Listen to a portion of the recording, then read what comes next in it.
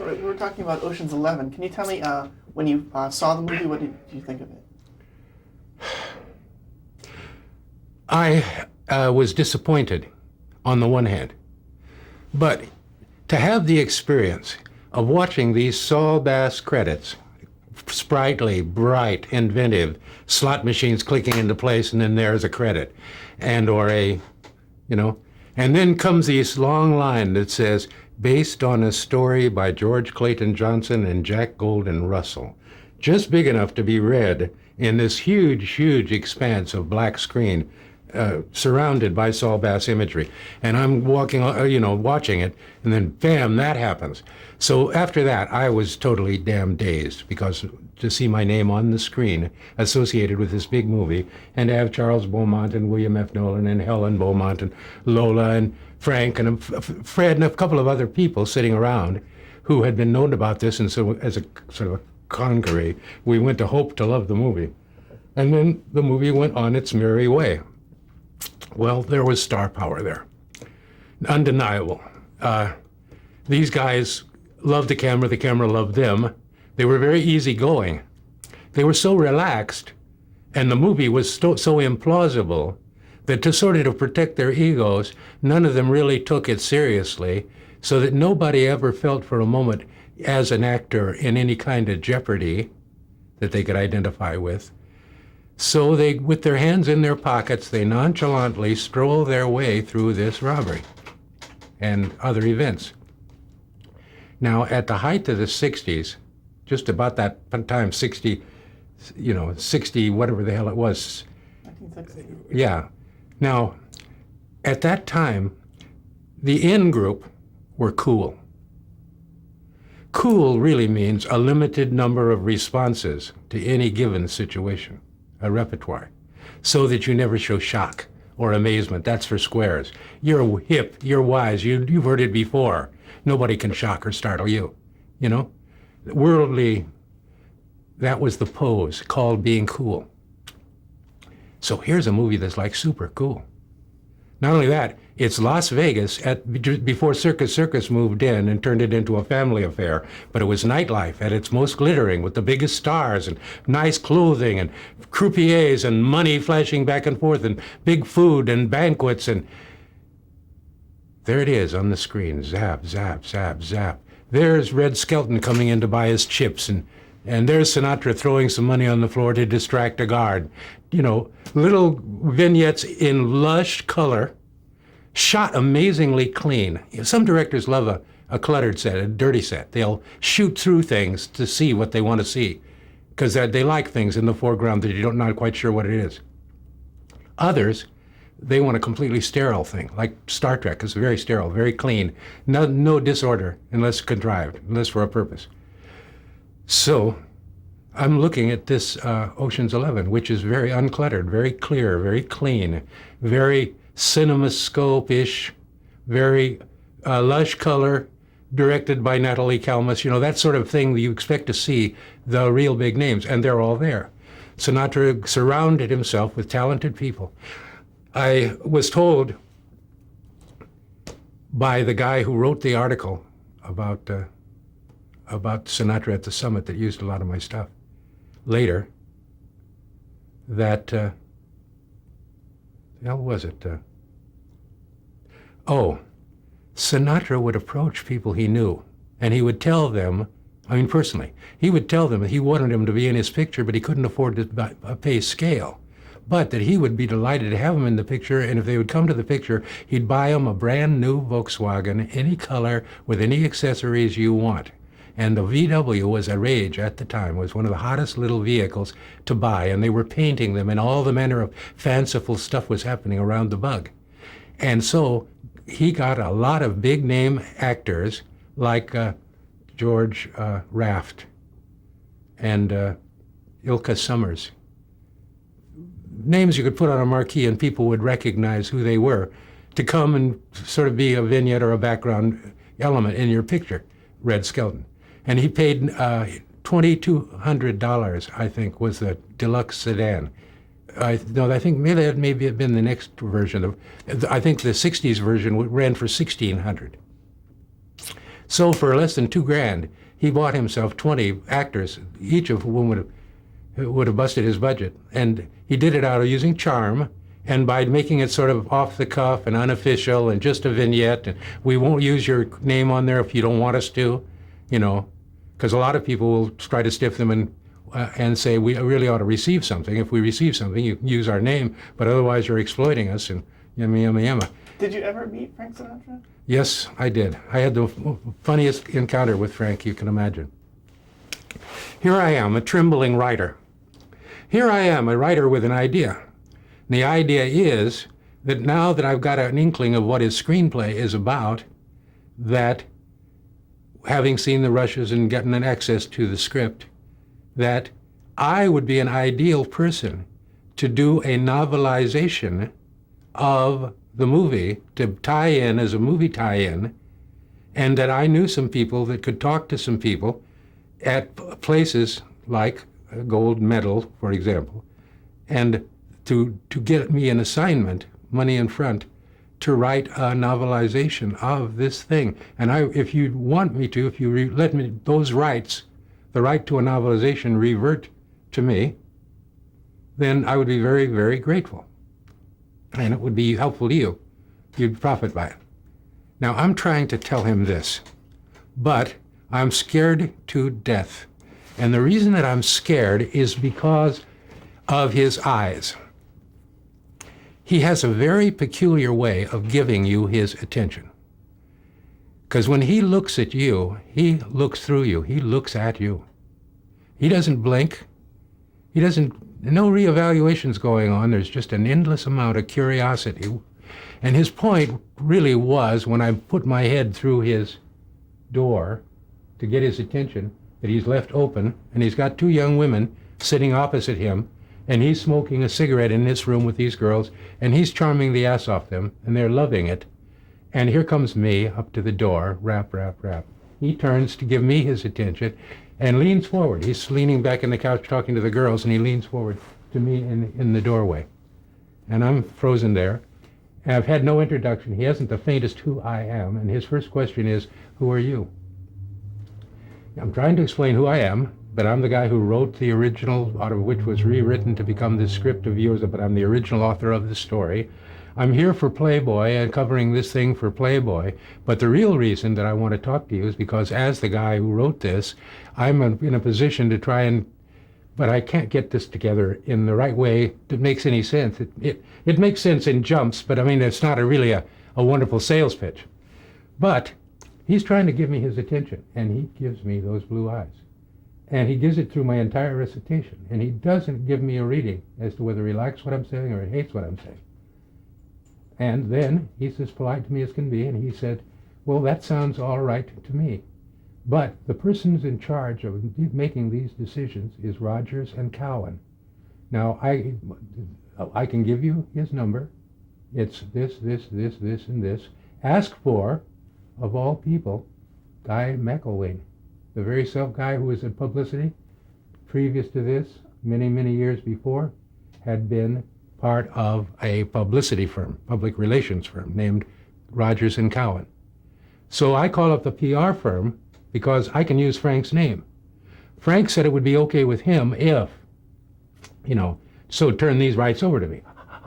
And they say, Jesus, we are sorry. We would love to do what Frank wants, but unfortunately for us, we have already concluded a deal with Cardinal Books, and they are writing a book about the movie. I have a copy of it here, and it's got my name on the cover.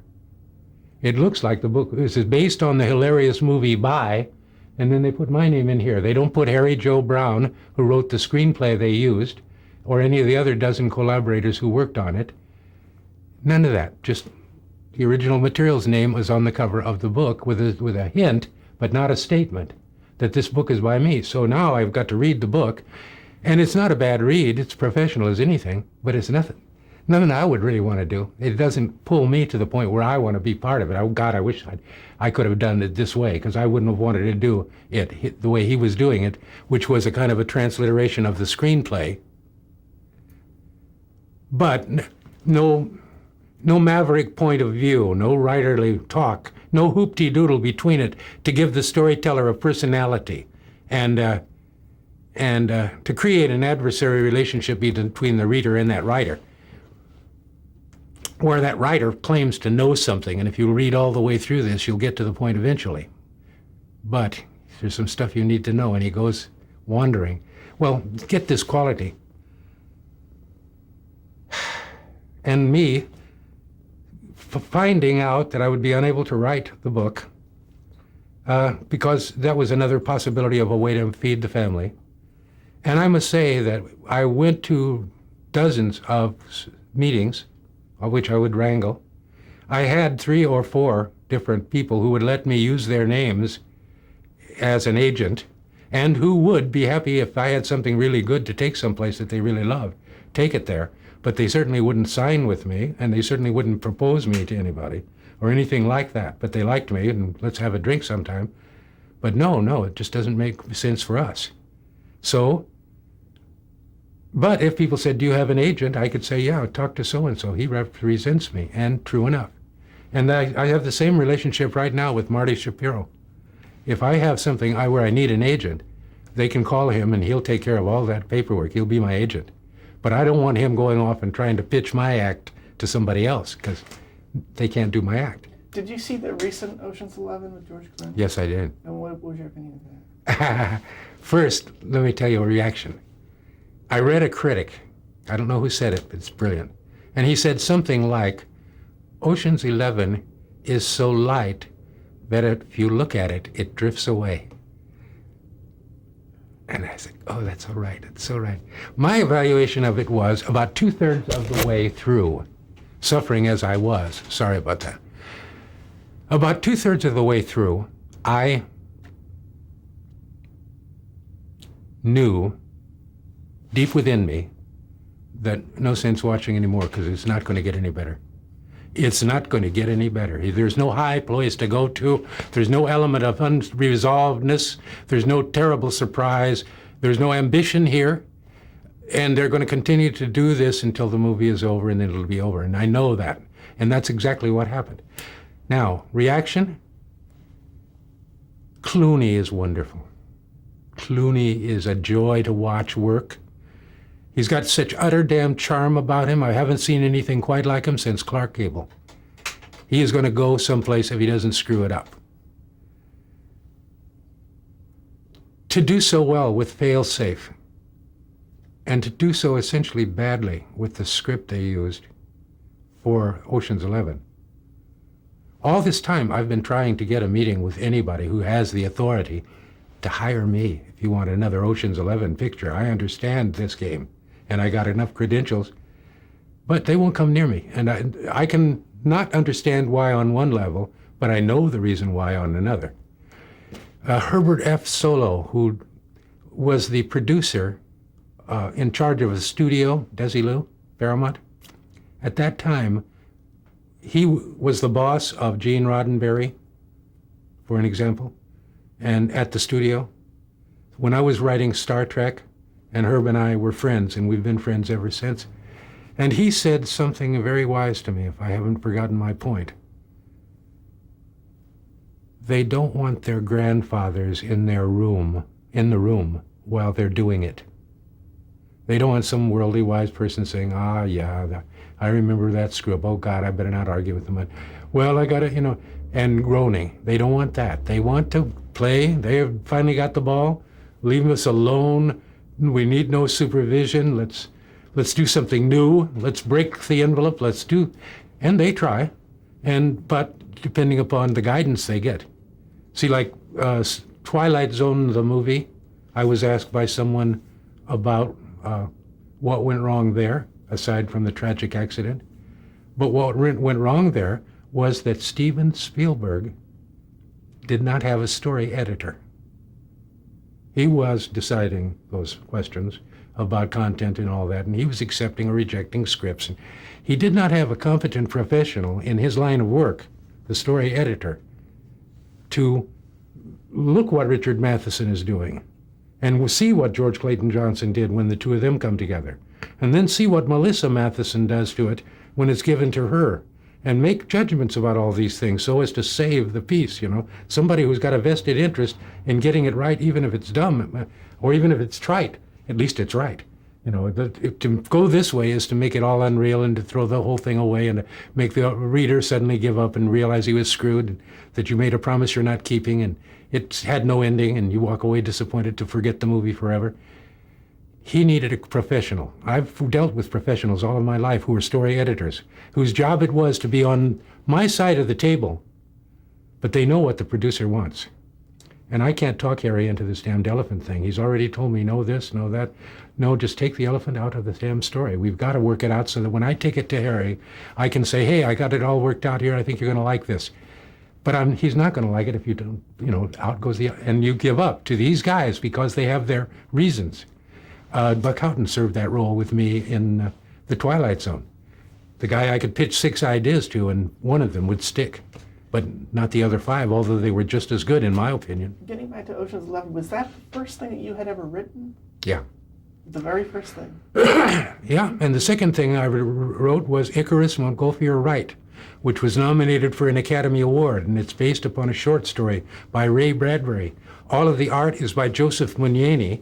It was produced by Herbert Klin of Format Films, and it was directed by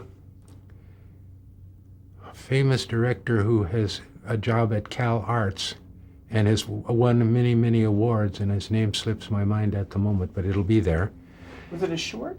It was 17 minutes long. It was nominated for an Academy Award. It was raved about. It went into the school system and showed there in some high places. People have told me they've seen it. A few prints were struck off. It was to be released by Pyramid Films, sort of a failing short subject academic film 16 millimeter outfit, and so it was rented out or sold out as a 16 millimeter film, and I was able to snag onto one of those 16 millimeter films, which I transferred to videotape so that now I have a copy of it I can play and look at. It's really quite an amazing piece of art by Joseph Mugnani. It details the flight of Icarus, Montgolfier brothers, the lighter-than-air thing, the Wright brothers, the propeller-driven aircraft, to achieve the stars. What would the astronaut, who would his big hero be? Icarus, Montgolfier Wright. From all nations, from all men, the yearning to fly as the birds fly, to conquer gravity. See, well, Icarus, Montgolfier Wright is all about that. It's rich Ray Bradbury, musical delight. Has James Whitmore and Ross Martin. Ross Martin was with James West on How the West Was Won as Artemis Ward, Artemis something or other. Yes, so the second was Icarus, Montgolfier Wright. The third was The Twilight Zone, The Four of Us Are Dying, script by Rod Serling. Now, how did that come out? How did you first sell your first story? Well, I had actually encountered Rod Serling on the level of man-to-man. I was never able to engage him in a conversation of any depth at all. His game was to tell jokes, and he knew 1,000 of them, and they were funny. And he was a good stand-up comic. And with a drink in his hand and a cigarette in his hand and all these calculated pauses and all these things, he would do his damned act. And his act would be one semi-dirty joke, farmer's daughter joke, traveling salesman joke, after another, after another, after another. And if there would be a pause for applause and an exchange of things, he would suddenly remember another one and tell another one. And he had this willing and ready audience all of the time. And so I had found it hard to approach him. But it wouldn't have done much good anyway, because part of my mindset was, now, George, you don't want to have your friendship with Charles Beaumont turn into a damn business thing. The reason you're hanging around with him is to learn what you can learn, but you don't want him using his influence, and you don't want him to give you a recommendation, and you don't want all this damn stuff from him. You'd much prefer to have him help you fix a story and read it and hope that you find an agent and this sort of thing, which is what he did. And I played the role of knowing that he was far in advance of me with his collection, The Hunger and Other Stories, and his screenplay, The Intruder. So, which was also a novel. But heavy-duty guy. And he was a success in every way I wanted to learn to be a success. I would listen to the way he talked to the secretary when he would be setting up a meeting or something. And I would see the cozy tone he'd adopt and the fact that he'd tell her everything, spill the beans, take her into his confidence, let her know what he wants to talk to the boss about. You know, almost ask her help to make sure he knows this, make sure he hears this. Because he knows that she's a conduit to his ear, and she won't bother him with anything that's trivial. But if it is truly important, she'll give him a chance to look at it by verbally telling him that she got a call and the guy said this. Well, what did he want? Well, he's got a screenplay idea. Well, what's the idea about? Well, it's about this two girls and this guy and the da-da-da-da-da-da-da. Yeah? Yeah, and then this and this and this and this, and he thinks this and this. Then the secretary is doing his act. And I could see that transfer taking place, so I learned how to do that. When I wanted to have a meeting with an agent or to talk something over with a director or anything like that, I would be prepared, if he had any kind of a guard up in front of him, to open up and treat the guard as though I were talking straight to him. And I may be wrong, but the odds, and I would play the odds by watching him. And I learned what his manuscripts looked like, how his workroom was set up, how he had the necessary clean paper and pencils and carbons and paper clips and folders and filing, and how can he find things, and does he find things, and what does he save and what does he throw away? For example, I noticed that he never threw anything away. First draft, third draft, fourth draft, it went into the folders, it got neatly filed. Letters, correspondence, filed. Nothing went in and into the wastebasket, not even ads. He had a special place where he'd throw these ads so that he could look one up or find it or be reminded of it or somehow. And I was sitting and I'd see the neatness of the man, a clean tabletop, and the approach he had to his writing and his single-mindedness about it, his willingness to work around the clock on it, his willingness to exclude others. Come to the door, sorry, I'm working, clam. Now, how did you submit your pieces to Twilight Zone, the very first one? Well, I had one of those agents. His name was Jay Richards. I had showed him several things. He was head of the television department of the famous Artists Agency. He was a big man in his field. He had agreed to talk with me on a couple of occasions while I had tried to justify why he should find a way to represent me as a television writer. So I dreamed up this story. All of Us Are Dying. I liked it. I showed it to Ray Bradbury. He wrote me a glowing letter about it. I finally decided that this was worthy of it, so I typed it up very neatly, the short story, and I took it to Jay, and I used it to introduce me to him as a writer. And he sat at his desk and he read it with his fists on his chin like this over the thing. And he straightened up, and he didn't like I don't like the title, he said. He took a ballpoint pen and he scribbled a blue ballpoint line through the title, All of Us Are Dying, and above it he wrote in capital letters, Rubber Face. It's a story about a man who can change his appearance. By altering his appearance, he knows how to fake at being almost anybody. He's so average, he looks like everybody, and he takes advantage of it. And it's a lovely little short story. And he said, Rubber Face. And he said, I'll tell you what, I will submit this to Rod. Well, let me tell you this, kid. There's a writer in town, you may have heard of him, Rod Serling. He's got a television series out there. It's called The Twilight Zone. It's It's a very oddball, offbeat kind of a story, and I think I'll send it over to him to read. So he had no idea that you knew? He had no idea that I knew what The Twilight Zone was. At some point, just to keep playing my role, I had to say to him, oh yes, I've dreamed of it. This is a perfect home for it. What a wonderful idea. Yes, please submit it to Rod. I met him once at Charles Beaumont's party. I think he knows who I am. I'm doing everything to encourage this agent to send it off to Rod.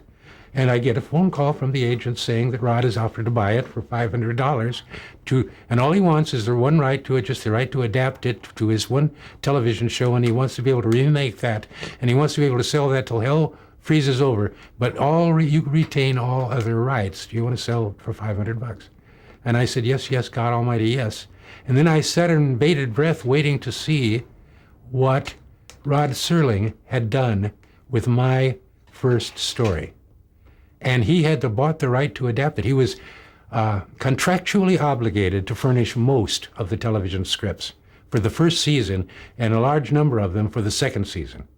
He had already found two writers, Charles Beaumont and Richard Matheson, and Ray Bradbury, who understood the lingo and could do it.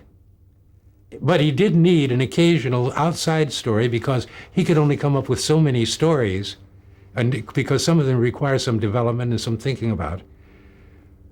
So if he wanted to, he could buy stories. And he bought one from Manly Wade Wellman and one from Marvin Pettle. And he finally bought one from me. And I was ecstatic. And I set off to write something in his vein. I thought I understood him. And true enough, he bought a second one called Execution. And I watched his rendition on them. And the first one, I was sitting on the floor here. There was no carpet. There was a TV set jacked into a wall socket over here. And I was sitting on the floor here. There was an easy chair sitting here. And somebody was sitting in the easy chair looking over like this at the TV set. And there was a sofa way over here with a bunch of people on it. But I was sitting on the floor right here in front of it. And I was watching that TV screen. And it was The Four of Us Are Dying, script by Rod Serling, based on an unpublished story by George Clayton Johnson. That was on January the 1st, 1960. And I am here to tell you that the Twilight Zone played just as much a part in the Renaissance transformation of the 60s as bright-colored clothing, rock music, and marijuana did. It helped to jack space people up into a higher level. It presented them with Would you excuse me for a moment? I want to get a piece of writing to read to you because I thought this out and I'd love to put it down in exactly the right words, okay? Okay, let's stop. Twilight Zone. Okay, we're back. The first day of the year of 1960, and we began an epic roll. The 60s, the Great Transformation. The Bohemians became beatniks because the press called them that, and then they became hippies, and I found myself amongst them. And it was the first day of the 60s, and I was deeply involved in the counterculture, and I was sitting with a pair of sandals on watching this show, and I was totally entranced by what he had done. He had taken my basic idea, he had used it as an armature, in which he had some real belief in. Then he carved all this other stuff and attached it to this damned armature. And it was so rich and so gorgeous. And it was so much more than I had dreamed of, as imaginative as I was. He'd really ripened it. And I looked at it and I breathed a deep sigh after it was over because I knew now that in some weird way, like with Icarus Montgolfier Wright, I was immortal. Ray Bradbury was not going to go away. Rod Serling was not going to go away. These were great men. These were famous men of the century. These men would be honored and lionized long after they are dead. Their works will live on. These people. And there they were. And they were friends of mine at the very, very beginning of my career. I was surrounded by creative people because I'd always searched for that. I was bored by the mundane, although I did a lot of mundane jobs during all of those years. I chopped cotton. I built packing crates. I lifted. I loaded whiskey off and on of trucks. I'd pick up a job in this town. I'd pick up a job in that town. I drifted everywhere. I had no existence other than this little house, my wife, and now this damn TV screen to establish me with an identity that I didn't have to say, well, Ocean's 11, and they'd say, yeah. When Ocean's 11 came out, it was anticlimax because by then I was already an established TV writer with The Twilight Zone. And then shortly thereafter and altogether, it fell on me. There was Ocean's 11 also. Icarus Montgolfier Wright was a grand thing to show, award-nominated thing. The Writers Guild of America, when Ocean's 11 came out, nominated it for a Writers Guild Award. It was up against North by Northwest and Psycho. Psycho came out that year as well. And North by Northwest beat it out, I think, won the Academy Award. But there I was, a top contender, going to the Writers Guild ceremonies, renting a tuxedo, wife getting all gussied up, finding myself in banquet halls, encountering strange people dressed like penguins. It was weird Stop the tape. at age 30.